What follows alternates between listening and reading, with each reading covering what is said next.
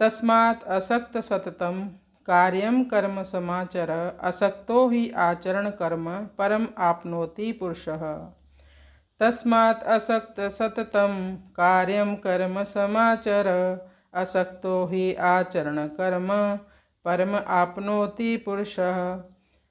तस्मात् असक्त सततम, आसक्ति से रहित होकर बिना कर्मफल की भोगने की इच्छा से व्यक्ति को अपने कर्तव्य का पालन करना चाहिए।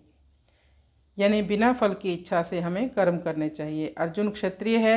अर्जुन ने कहा मुझे राज्य सुख नहीं चाहिए, किसी प्रकार का भोग नहीं चाहिए, मुझे राजा नहीं बनना, और अर्जुन युद्ध से पीछे हट रहा है। लेकिन बात यहाँ युद्ध करने की या ना करने की नहीं है, बल्कि कर्तव्य का पालन करने की है। यदि व्यक्ति केवल अपने सुखों के लिए कार्य करे तो ये सृष्टि 2 कदम भी ना चल पाए।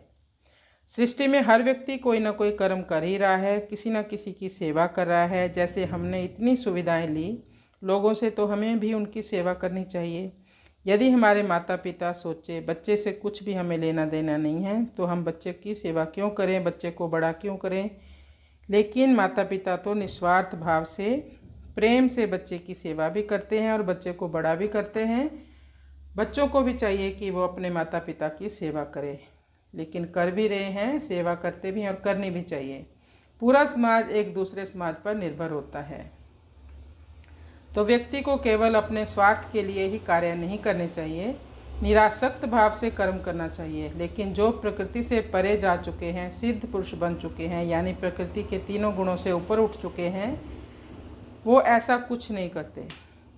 वो केवल भगवान की प्रसन्नता के लिए ही सभी कार्य करते हैं। उन्हें जो मिलता है सब भगवान की सेवा में लगा देते हैं। वे भगवान पर पूर्णतः निर्भर रहते हैं कि जिस भगवान ने हमें अब तक संभाला है वो आगे भी संभालेगा। जैसे एक छोटा सा बच्चा, जब उसके पिता उसको लेते हैं और हवा में उछाल देते हैं, आपने देखा होगा कई बार काफ़ी ऊंचे तक उछाल देते हैं, फिर भी वह बच्चा खिलखिला कर हंसता है। क्यों हंसता है? क्योंकि उसे पता है कि मुझे कैच कर लेंगे पिताजी।